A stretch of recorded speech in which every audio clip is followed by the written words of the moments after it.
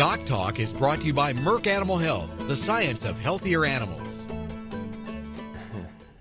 Hey there, folks. I'm Dr. Dan Thompson. Thanks a lot for joining us today on DocTalk. We're going to have a great show. Our guest is Dr. Bob Larson, and he is the Coleman Chair and a professor at Kansas State University's College of Veterinary Medicine. We're going to talk about flies, cattle, getting rid of those pesky things. I'm glad that you joined us. Stick around. It's going to be a great show. As dependable as the sunrise, in dairy parlors, open pastures, on ranches and feed yards across America, a place where reputation is more than a name, where the science of healthier animals is a way of life. It's the responsibility that drives who we are and what we do. Every decision, every day. It's your livelihood and our responsibility. Closed caption brought to you by AgriLabs, the perfect pairing of performance and value.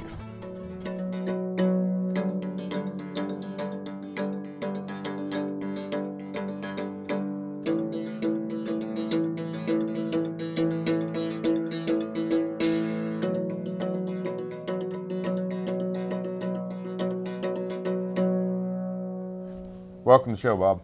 It's good to be here.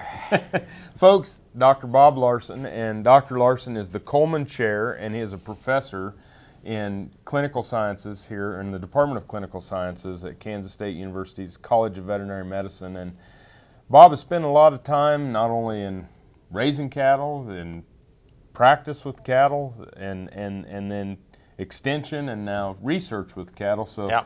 Got a lot of experience and got a chance to move back home and continue on your career here at Kansas State. That's exactly right. We've got a good group here, and it's fun to come to work every day. Yep, we sure do, and we're very lucky. And so we're going to talk about flies, and there's lots of different types of flies and different things that they cause, but let's just kind of jump right in. That's exactly. When you think of summertime, maybe you think about other more pleasant things, but you also think about flies. Yeah. It's the time of year when we deal with flies, and there are a number of different types of flies. And the reason that's important is, their populations might peak at slightly different times of the summer.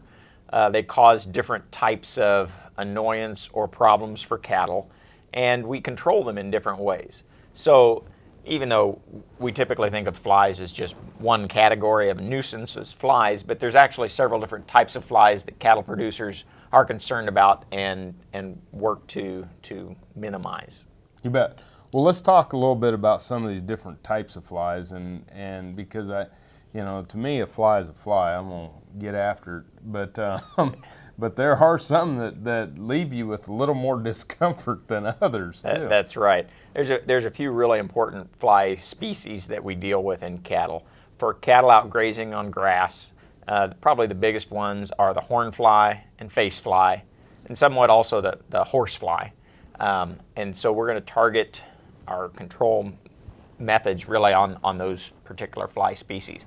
When you move cattle into a dry lot or a feedlot situation, then you're talking about stable flies and house flies as a bigger problem. And again, we'll talk a little bit more about this, but those flies have some differences. They have differences in the amount of time they spend on the cattle versus off the cattle, and differences in where they tend to lay their eggs and different parts of the life cycle that's going to impact how we try to control them. Well, all those are going to be important when you start to think about management, products, and things that you're going to implement, because if they don't spend much time on the cattle and that, you probably don't want to spend a lot of time controlling them there. That's exactly right. That's exactly right. So understanding their life cycle and understanding where they like to be is important. Yes, it is. And, and it also impacts other aspects of how they damage or how they cause problems for cattle. Some of the problems we see with flies are just the annoyance. Some of them are bloodsuckers, so they're going to have a painful bite. They're going to suck blood. They're going to decrease growth performance. They're going to change the behavior of cattle. They'll drive the cattle to the shade or bunching up or getting in water to get away from the flies. All of those are problems both with animal welfare, animal health, and productivity. Another thing that we think about with flies too that comes up is how this affects our neighbors. Our neighbors, Absolutely. other cattlemen, our neighbors that don't raise cattle. One of the reasons we try to control flies is not only for the health and comfort of the cattle, but I don't really want to get phone calls from neighbors that are angry because there's a lot of flies on their property that came from my property. Absolutely. And so those are all reasons that we try to attack these dang things all summer long. We worry about flies, and they take some effort to control. Cool. We're going to take a break. When we come back from the break, we're going to get into talking about some flies on grazing cattle and how to control and prevent that. You're watching Doc Talk, and we're sure glad you joined us. Healthy cows start with the new hired hand automatic livestock sprayer. Rancher invented to provide an efficient alternative to pour-on and injectable parasite management systems. The portable design allows cattle to treat themselves head to hoof. Strategic device placement with pass-through activation technology takes the stress out of parasite treatment for cattle and the rancher. Get the new hired hand for yourself or become a distributor. Visit cowsprayer.com. The new hired hand makes healthy cows easy. No matter where, no matter why, the Veterinary Health Center at Kansas State University is committed to providing quality patient care to animals and exceptional customer service to their owners. From routine checkups to emergency and specialty care, our world-renowned specialists and experienced professionals are here to discover, to teach, and to heal. Let us know. How can I help? How can we help? Working your cattle just got easier.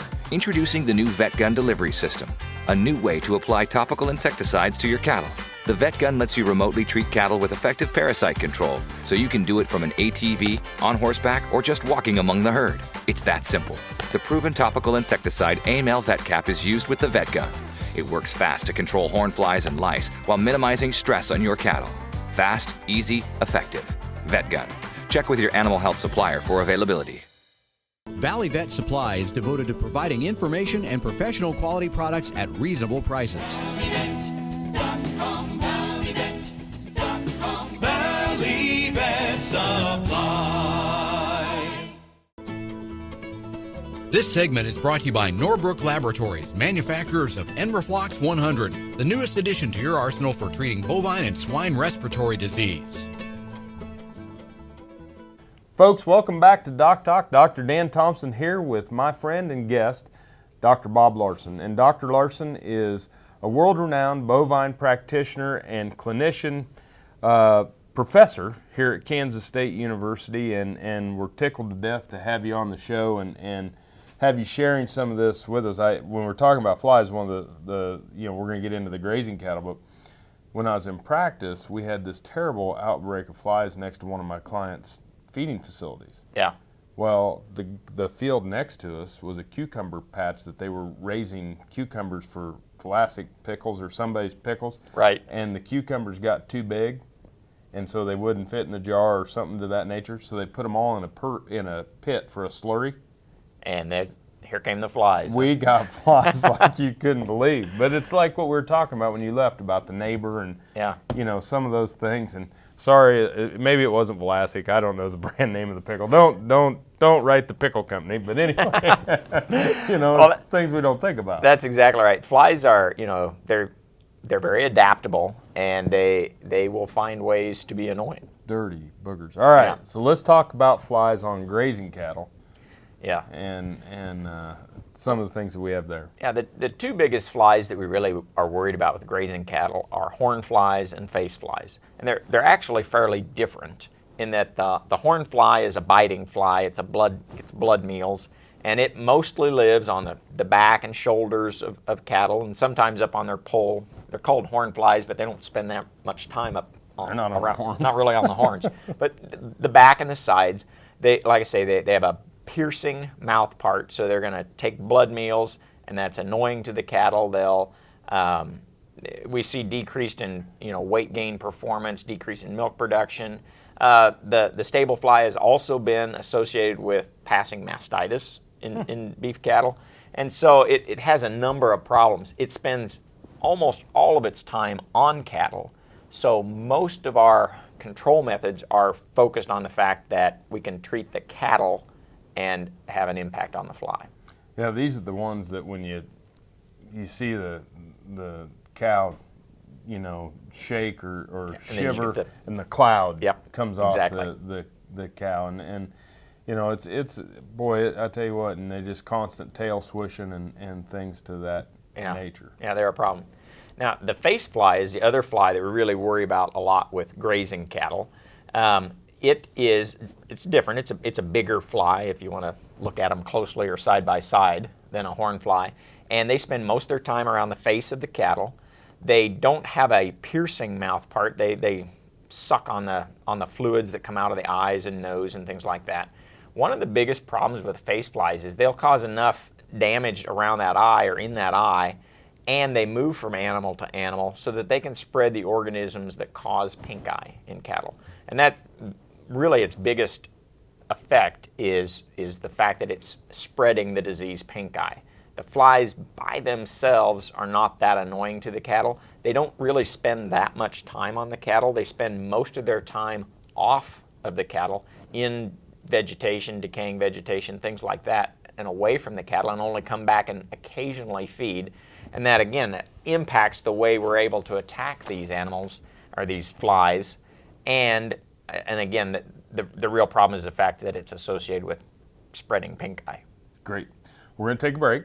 When we come back from the break, we're going to get into the differences between some of the grazing cattle and the dry lot cattle, and some of the things you think about with flies. Thanks, Bob, for being here today, and thank you for watching More About Flies with Dr. Bob Larson after the break. The BQA Tip of the Day, sponsored by Beringer Engelheim Vetmedica, Inc. Hello, folks. Dr. Nels Lindberg with Animal Medical Center and Production Animal Consultation out of Great Bend, Kansas. Today's BQA Tip of the Day, we're going to visit about heat stress. I oftentimes talk about heat stress in cattle with managers or producers in terms of the variation in temperature for these cattle. The way I really want to put it to you is these cattle stay outside all day, every day, adjusting the temperature swings from 30 to 40 degree temperature swings. To put it in our terms, or what we can relate to, is if you stayed in your house all day, every day, and if you adjusted your temperature on your thermostat from 40 degrees to 70 degrees, you're going to experience a very big discomfort. Same thing's going to be if you go up from 70 to 100 degrees temperature swing in your own house. You're going to experience some discomfort. So for these cattle, we want to pay attention to these temperature swings. We want to do the right thing, handle them early in the mornings. Don't handle them in the heat of the day. We want them to be able to sit, rest, and do their thing in their pen while it's hot, left unbothered so we don't cause them any undue heat stress. That's today's tip of the day.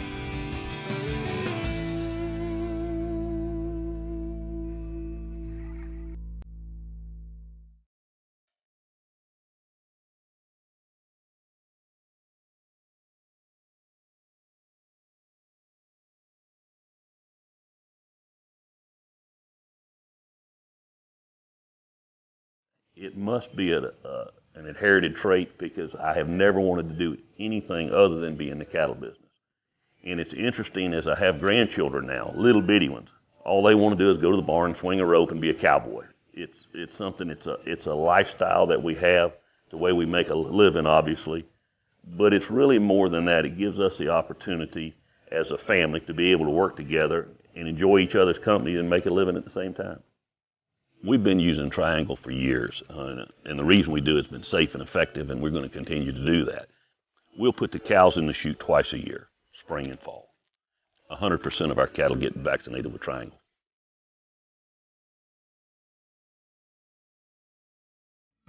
This hog is head over hoof for meal made from U.S. soybeans. Now, one hog isn't that impressive, but suppose we add another, and another, and another. Before long, you've got billions of hungry customers around the world all clamoring for the same thing. Our soybeans. Learn more about the billion-dollar appetite of animal agriculture at BeyondTheElevator.com. Brought to you by America's soybean farmers and their checkoff. Beef producers asked for it, and Norbrook delivers. Introducing new Enroflox 100, the newest addition to your arsenal for treating bovine respiratory disease. Enroflox 100 is an FDA-approved, ready-to-use injectable antimicrobial solution to treat BRD associated with Mannheimia hemolytica, Pasteurella multocida, and Histophilus somni in beef and non-lactating dairy cattle. Administered SQ as a multiple-day therapy. Consult with your veterinarian today about Enroflox 100, the new choice. TrueTest Group, weighing systems, electronic identification EID, electric fencing, and dairy automation systems help farmers and ranchers around the world manage the performance of their livestock for ultimate profitability. Folks, welcome back to Doc Talk. Dr. Dan Thompson here with Dr. Bob Larson. Dr. Larson is the Coleman Chair and Professor in the Department of Clinical Sciences here at the Veterinary School at Kansas State University. And talking about flies, talked about the face flies and the horn flies out on the grazing cattle. Now we're going to move into dry lots. So we bring cattle in dry lots, feedlot situations, stocker operations. What is the difference that we're going to see as far as species? Well, when we move to a dry lot situation, feedlots, we tend to see primarily stable flies and house flies. One of the reasons that's a little bit different or important to think about compared to grazing cattle, horn flies, there you go, horn flies and face flies both like to lay their eggs in basically fresh manure pats. Okay.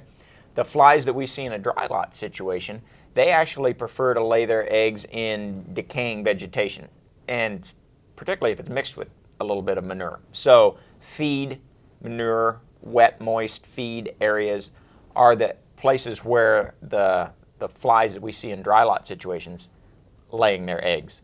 Therefore, when we think about control, we really do focus a lot on not just manure, but other places where the animals will, or the flies will lay their eggs, primarily spilled feed, spoiled feed. So things like sanitation becomes really important, just keeping things as cleaned up, picked up as possible to try to keep the places where those flies can lay eggs down to a minimum. Yeah, and you start to think about, we got to feed hay to calves when we're starting them, but when you get it out in the alleyway and you don't get that clean, your feed alleys cleaned up, or old bale rings. Old bale rings, silage pits, feed piles, the edges right under the bunks where feed kind of accumulates. Those are all great areas for the flies to accumulate, and so they're areas that we really target to keep cleaned up and minimized to avoid fly problems. You bet.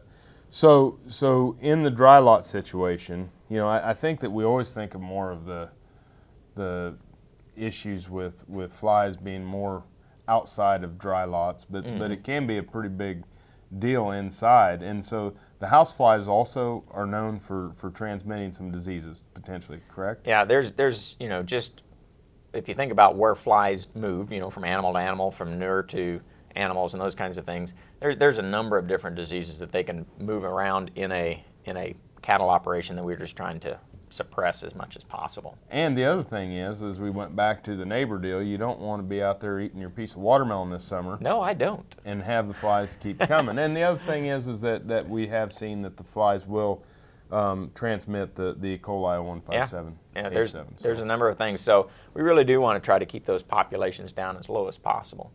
In that feedlot environment, the actual middle of the pen, where it's packed down pretty good, that's not where the flies are going to lay eggs and live. Huh. It's going to be along the edges, along the fence rows. It's going to be around the water tanks, particularly if it gets kind of wet and moist there, and just off the yard. As you divert rainwater and off-flow into lagoon pens and things like that, those are areas where the flies can develop as well. Yeah. So when you think about a dry lot, you think a lot about sanitation, just trying to get rid of any of those places where the flies like to lay eggs. Keep the weeds mowed down, folks. That's right.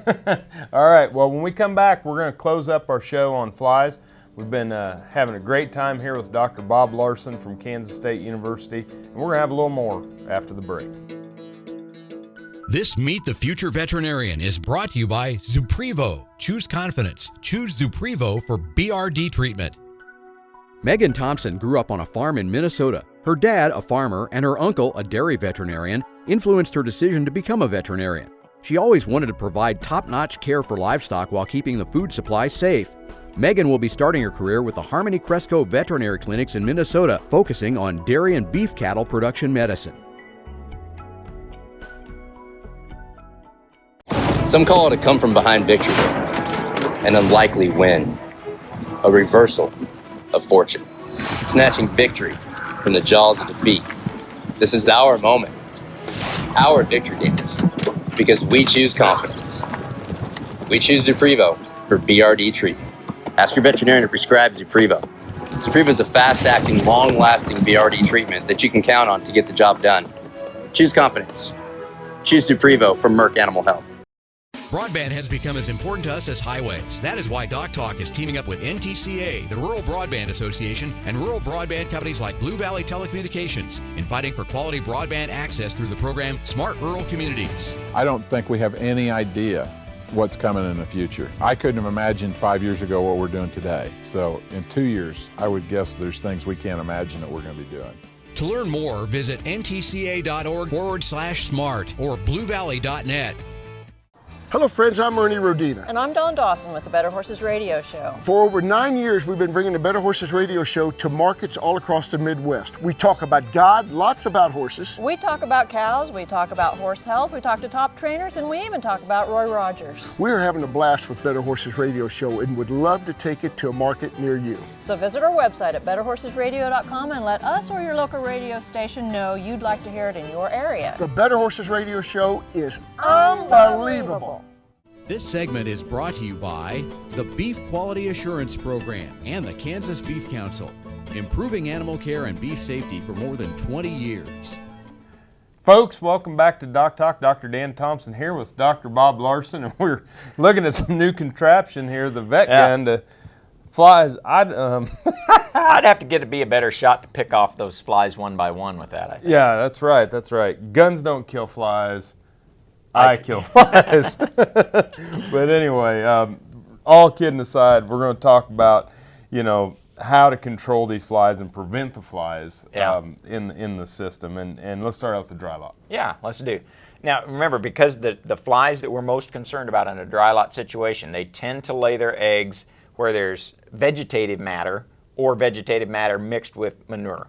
And so it's all about sanitation, cleaning up the feed areas, not letting it get wet around watering, waterers, troughs, those kinds of things. So it's really a lot about sanitation, keeping things cleaned up as much as possible. Because the fly doesn't spend much time on the cattle, we don't typically talk about spraying cattle in a dry lot situation. We might spray the premises. These same stable flies, they'll when they're not on the cattle, they'll be on fence rails, they'll be on surfaces around the area. Weeds. Yeah, they're just not on the cattle. Right. So spraying the weeds, spraying the facilities, and those kinds of things, we can do that as a premise spray, as well as there's use of parasitic wasps and other things that attack the little larvae in that stage. Feed through products that wind up in the manure. Yeah, there's several ways we attack them, but in a dry lot situation, it's going to start with sanitation. Sanitation and trying to kill the pupa or the eggs. So That's exactly. Right. What about grazing cattle? Well, in grazing, it's a little bit different. In that situation, the flies, both the horn fly and the face fly, likes to lay their eggs in the fresh fecal pats. Well, out on a big pasture, we're not going to really impact that very much. We're not going to go pick them up. Yeah. Well, it's hard to spray 80 acres. It is. And so it's really about using our chemical controls for these flies in a way that's timely and most effective to get it to the cattle. We've got several ways we can deliver the fly control chemicals to cattle. We can use ear tags. Yep. We can use back rubbers, dust bags, oilers, sprays. All of those are ways to deliver one of several different types of chemicals onto the cattle to control flies. Guns. Yeah. We got guns. That's right. Solution with a trigger. That's right. Exactly. So, we're trying to deliver the chemicals. Now, the one thing about the manure, I said that we couldn't do much about them. There are some feed-through insecticides that basically, in a mineral mix or otherwise, the cattle consume a product, an insect growth regulator, that then when it passed in the manure and the fly lays an egg there, it disrupts the ability of that egg and pupa larva to develop properly. And those work in some situations. The biggest problem with them is the cattle need to consume that consistently, and flies are moving between herds. If neighbors aren't using that same product, then you don't get the same level of control. So typically we don't talk about controlling the manure in a grazing situation, but there are some tools for that. Well, you've been a great guest today, and as always, some great information for our producers and veterinarians. Good. Well, hopefully everybody can enjoy the summer without a lot of fly problems. Thanks. Hey, if you want to know more about what Dr. Larson and I do here at Kansas State University, you can find us on the web at www.vet.ksu.edu. Remember, always work with your local practitioner. I'm Dr. Dan Thompson. Thanks for joining us this morning on Doc Talk, and I'll see you down the road.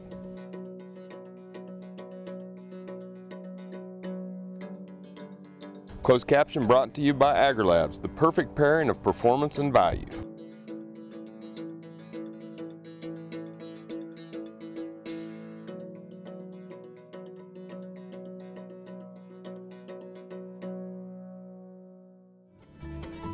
Doc Talk was brought to you by Merck Animal Health, the science of healthier animals.